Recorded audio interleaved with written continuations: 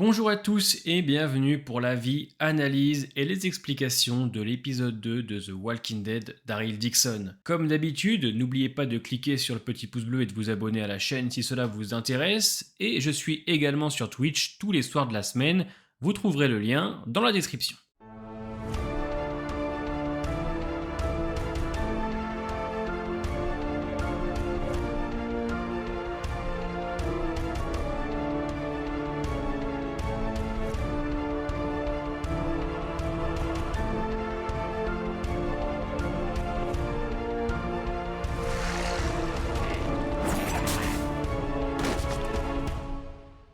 Nous voici donc avec l'épisode 2 de Daryl Dixon, après un épisode pilote que j'ai trouvé vraiment solide. Cependant, je dois admettre que le deuxième m'a légèrement déçu sur quelques points.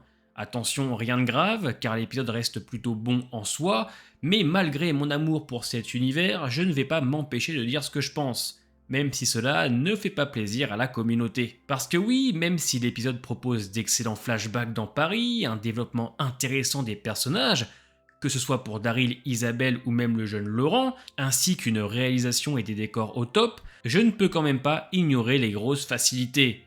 Entre un Laurent qui se balade sans surveillance alors qu'il est censé être le sauveur de l'humanité, Daryl qui pose littéralement son arme à la vue du prisonnier américain, les zombies qui n'attaquent pas Daryl dans le dos mais qui explosent derrière lui alors qu'il fait exploser les barils devant lui, le mélange d'anglais et de français qui n'est pas toujours bien géré, ou même le fait d'avoir laissé des indices qui permettront à Gaudron de les retrouver, sans avoir pris le temps de s'en débarrasser alors qu'ils étaient encore à l'abbaye, hein. Je veux dire, mettre la carte au feu, ça prend 20 secondes. Mais c'est surtout la première embûche qui ne m'a pas tant marqué.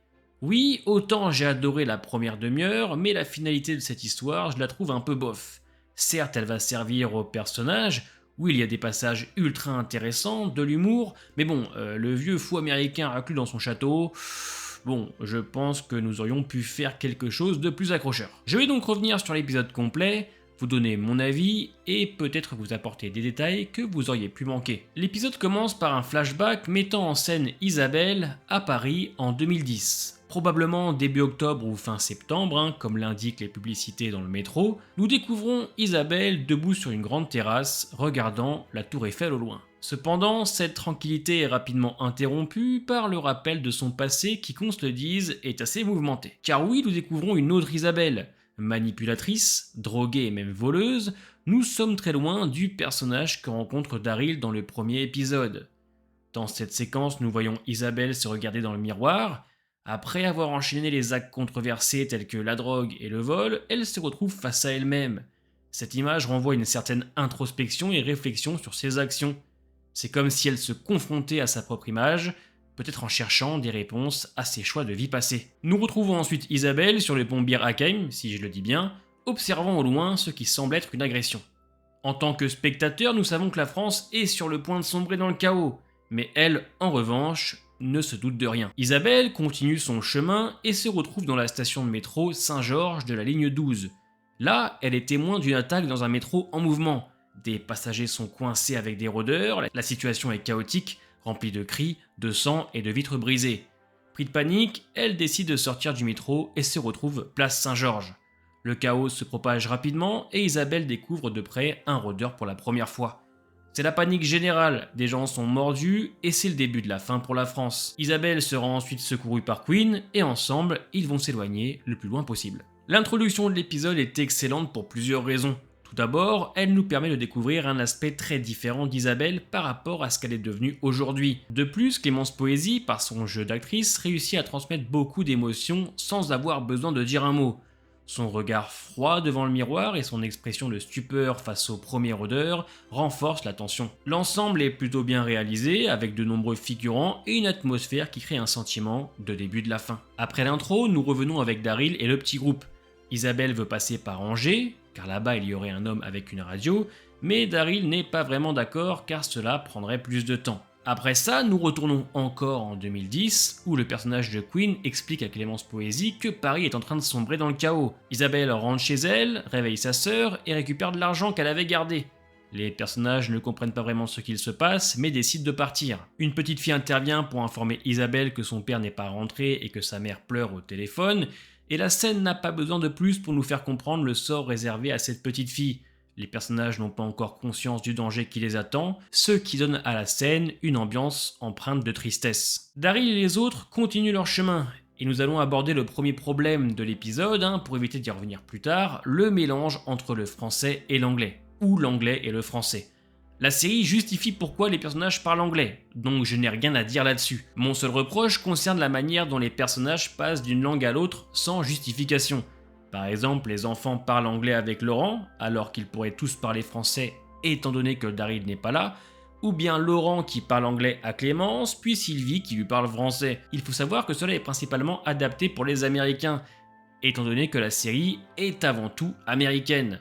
Cependant, cela peut être déroutant pour nous les Français, même si les personnages parlent quand même français de temps en temps, histoire de donner un côté réaliste. Après avoir eu un problème sur la route, les obligeant à abandonner Astérix, Daryl et le groupe sont attaqués par les enfants et se font capturer pour être conduits devant leur chef. Nous découvrons alors l'école maternelle Simone Veil, et malgré que ce soit une maternelle, la série nous rappelle que nous vivons dans un monde apocalyptique, avec du sang et des têtes de rôdeurs accrochées à la porte principale. S'ensuit une scène que j'ai trouvée vraiment sympathique, avec un Daryl qui ne comprend pas le français et Isabelle qui le surnomme Père Daryl. Tout cela est mélangé avec un peu d'humour, ce qui permet de désamorcer la tension. Pour justifier l'anglais, Lou, qui est la petite fille de Jackie Gelin au passage, explique aux enfants qu'ils vont tous parler anglais pour le Père Daryl. C'est un moyen de faire passer la série en anglais tout en ayant une justification. Lou nous présente alors sa communauté, composée de 18 membres. Elle explique que les enfants présents ici sont généralement ceux dont les parents ne sont pas revenus. Pour les plus jeunes, ce sont des orphelins que le groupe a recueillis.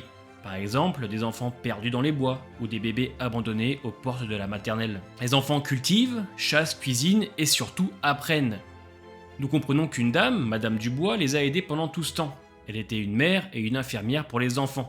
Mais elle est malheureusement tombée malade il y a 6 mois. J'apprécie énormément cette séquence car malgré le côté enfantin qui pourrait attendrir la scène, cela n'en reste pas moins dramatique. Ce sont des orphelins qui n'ont pas connu le monde d'avant, parfois abandonnés par leurs parents, et qui doivent survivre comme des adultes, grandissant plus vite qu'ils ne le devraient.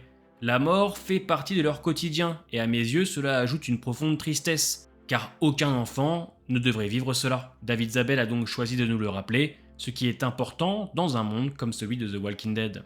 Il y aura un côté très Peter Pan et les enfants perdus, voire même un peu de Hook dans la scène du dîner qui va suivre. Entre un Laurent qui a du mal à s'adapter car son mode de vie n'est absolument pas le même que celui des autres enfants, un Daryl qui doit improviser le bénédicité sous les regards d'Isabelle et de Sylvie, et surtout un homme qui fait rire les enfants parce qu'il décide de boire sa soupe sans aucune délicatesse. L'épisode essaie aussi par moments d'offrir des moments de tendresse, malgré un monde en déclin. Après le repas, le personnage de Lou explique qu'un homme est reclus dans un château depuis longtemps, qu'ils ont essayé un raid contre lui, mais ça n'a pas marché. Cet homme aurait tout pillé depuis des années, des vivres, des médicaments, il aurait même des chevaux, ce qui pourrait permettre à Daryl et au groupe de continuer leur route. Daryl va alors lui mentir et lui mettre la pression pour sauver Madame Dubois. Il faut ses médicaments, ce qui permettra de récupérer un cheval et de partir. S'en suivra par la suite l'une des meilleures scènes de l'épisode, avec Daryl au milieu des enfants souriant, choqué de voir une de ces vieilles séries américaines, Mork and Mindy, avec Robin Williams. Alors oui, on pourrait penser que c'est un peu trop coïncidence, car très peu de gens connaissent cette série, comme le soulignera même Isabelle. Cependant, cela sert à faire sortir notre Daryl de sa zone de confort. En effet, nous voyons Daryl sourire, comme s'il s'offrait un moment de détente, mais malheureusement, son visage passera rapidement à une expression plus pensante, comme si ses souvenirs de jeunesse refaisaient surface. Et cela est un très bon point, car David Zabel fait sortir Daryl de sa zone de confort. Le personnage n'est pas chez lui, il voyage avec des personnages qui n'ont pas la même vision des choses que lui, allant même jusqu'à raviver la flamme des souvenirs passés. Plus tard, Isabelle insiste pour que Daryl ne dorme pas ailleurs, affirmant qu'il y a assez de place pour deux dans le même lit. Elle se pose la question de savoir comment Daryl peut être sûr que les médicaments sauveront Madame Dubois. Daryl choisit la carte de la sincérité et avoue que c'est un mensonge et qu'ils ont seulement besoin du cheval. Il renvoie à Isabelle sa propre phrase du début, « La vérité peut attendre ». Isabelle comprend très bien que Daryl fera tout pour rentrer chez lui, et se sent triste que les enfants n'aient pas connu le monde d'avant. Daryl la rassurera en lui expliquant que nous ne pouvons pas ressentir le manque pour quelque chose que nous n'avons pas connu. Il parle de cette fameuse émission qu'il regardait avec son frère, une émission qui lui permettait d'embellir le monde dans lequel il vivait, ne serait-ce qu'un peu. Dans ce passage, nous assistons à un moment d'intimité entre Daryl et Isabelle. Isabelle insiste pour que Daryl partage le lit avec elle, soulignant la disponibilité d'une place. Cela reflète non seulement la confiance qu'elle commence à avoir en lui, mais aussi une certaine proximité qui se développe entre les deux personnages. Daryl, quant à lui, choisit d'être honnête avec Isabelle, en admettant que le prétexte des médicaments pour Madame Dubois était en réalité un mensonge pour obtenir le cheval. Cette franchise est un signe de la relation qui se construit entre eux, basée sur la confiance mutuelle. Daryl rappelle à Isabelle la phrase qu'elle a prononcée au début, « La vérité peut attendre », montrant ainsi qu'il prend à cœur ses paroles et qu'il est prêt à faire ce qu'il faut pour rentrer chez lui. La discussion qui suit, où Daryl parle du fait de ne pas ressentir le manque pour quelque chose que l'on n'a jamais connu, est un moment touchant. Il partage une part de son propre vécu, en évoquant l'émission de télévision qu'il regardait avec son frère. C'est une référence à son passé qui révèle une facette plus douce de Daryl, un aspect de lui que nous n'avons pas souvent l'occasion de voir dans l'univers de Walking Dead. Ce passage montre comment Isabelle et Daryl se rapprochent au fil de leur voyage, se comprenant mutuellement et partageant des moments de vulnérabilité. L'épisode continue de dévoiler des éléments du passé d'Isabelle à travers des flashbacks poignants. On comprend que sa sœur est enceinte, mais que la situation se complique sérieusement. En parallèle, Quinn se révèle être un homme froid et pragmatique, mettant la pression sur Isabelle pour qu'elle abandonne sa sœur Lily, car il estime que sa survie serait compromise avec un bébé. Il préconise de laisser Lily dans une clinique et justifie ses actions en affirmant qu'il a toujours fait ça pour elle, pour la protéger. Isabelle, quant à elle, choisit de voler les clés de Quinn et de partir avec sa sœur, montrant sa détermination à protéger sa famille. Par la suite, le jeune Laurent tente de s'intégrer au groupe d'enfants, en jouant à cache-cache avec eux. Il essaie également de raconter son passé et l'histoire de ses parents. Mais les autres enfants, qui n'ont pas bénéficié de la même éducation surprotectrice, reconnaissent que ce ne sont que des mensonges des nonnes.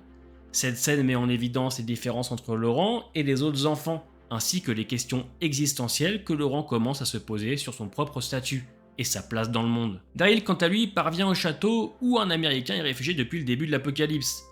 Daryl récupère les médicaments dont il a besoin, mais il découvre également un jeune homme nommé Hérisson retenu en otage. Ouais, Hérisson. Une scène d'action s'ensuit, bien que certains éléments manquent de cohérence, notamment le fait que l'Américain ne surveille pas ses arrières malgré avoir vu Daryl pénétrer dans le bâtiment. Daryl fait ensuite la connaissance de l'Américain et il devient évident que cet homme a perdu la raison. Daryl lui explique qu'il n'y a plus rien à espérer en France ni aux États-Unis, soulignant le caractère désespéré de leur situation. L'épisode prend alors une tournure assez maladroite lorsque la roue de la calèche se brise, provoquant la chute des bonbonnes de gaz au même endroit. Daryl pose son arme au vu de l'Américain sans se méfier, et ce dernier parvient à saisir l'arme, entraînant la chute de Daryl dans les douves. Cette séquence, bien qu'amusante avec Daryl combattant les zombies, souffre de quelques problèmes de mise en scène, notamment le comportement étrange des zombies derrière lui, qui n'avancent pas, ainsi que l'explosion qui va les faire disparaître on ne sait comment.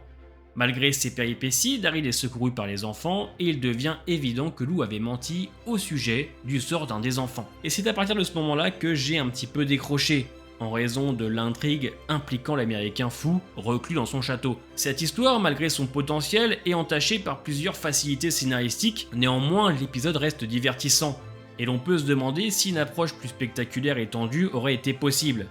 Daryl finit par avouer la vérité à Lou, ils enterrent ensemble Madame Dubois. Daryl, Isabelle, Laurent et Sylvie reprennent ensuite leur voyage, laissant derrière eux le groupe de loups. Pendant ce temps, Caudron explore l'abbaye où Isabelle et Daryl étaient précédemment, découvrant tous les indices laissés par eux, notamment le magnétophone de Daryl et la fameuse carte. Il est à noter une fois de plus le côté un peu facile de ces découvertes, car il aurait suffi à Isabelle quelques secondes pour brûler la carte à la fin de l'épisode 1. L'épisode approche donc de la conclusion, mais Laurent reste agacé par le fait d'être traité comme un enfant, et de ne pas recevoir d'explications sur sa véritable identité. En parallèle, nous assistons à la naissance du jeune Laurent. En effet, Lily, la sœur d'Isabelle, est en réalité la mère de Laurent. Malheureusement, elle décède en accouchant, victime de la morsure des rôdeurs et de l'épuisement. Laurent naît prématurément à seulement 7 mois de grossesse, et malgré la situation désespérée, une césarienne est pratiquée pour sauver le bébé, même si Lily s'est transformée en rôdeur. Isabelle, déconcertée par la survie de l'enfant, le porte avec précaution. Elle réalise qu'elle a perdu sa sœur, mais qu'elle gagne une nouvelle vie, celle de l'enfant de sa sœur. Alors, près d'une statue de Saint-Laurent, elle décide de nommer l'enfant Laurent en hommage à cet instant. Cette séquence nous dévoile la naissance de Laurent, qualifié de miraculé. Je sais, ça fait beaucoup de Laurent. La question qui se pose est de savoir comment ce bébé a survécu alors que sa mère était infectée par le virus zombie. Est-ce que Laurent est immunisé contre le virus? Ou est-ce que cet enfant est simplement un miraculé? En bref, l'épisode 2 de The Walking Dead Daryl Dixon a quelques défauts, avec des raccourcis dans l'histoire, mais il brille par la façon dont il développe les personnages, comme Daryl, Isabelle ou même Laurent. Daryl poursuit son voyage, semé d'embûches. Même si l'embûche de l'épisode est pour moi un petit peu décevante, l'épisode reste excellent. Le passé trouble d'Isabelle est exploré, ce qui nous aide à comprendre pourquoi elle a trouvé refuge dans la foi religieuse, liée à son neveu Laurent, un jeune garçon qui cherche à découvrir sa propre identité et pourquoi il est spécial. Daryl, quant à lui, découvre un monde qui lui est étranger et revit des moments douloureux de son passé. Le mystère autour de Laurent ajoute de l'intrigue à l'histoire en laissant entendre ce qu'il pourrait être considéré comme un messie, ou pour nous, un immunisé. Et voilà, donc malgré quelques problèmes dans la construction de l'histoire, l'épisode apporte un souffle de nouveauté à l'univers The Walking Dead et confirme l'excellent début de saison de The Walking Dead Daryl Dixon. À l'avenir, j'espère que la série souffrira moins de facilité, mais j'ai entièrement confiance en l'avenir de cette série. Voilà donc pour mon avis, analyse et explication de l'épisode 2 de The Walking Dead Daryl Dixon. Dites-moi en commentaire ce que vous en avez pensé, portez-vous bien et à bientôt.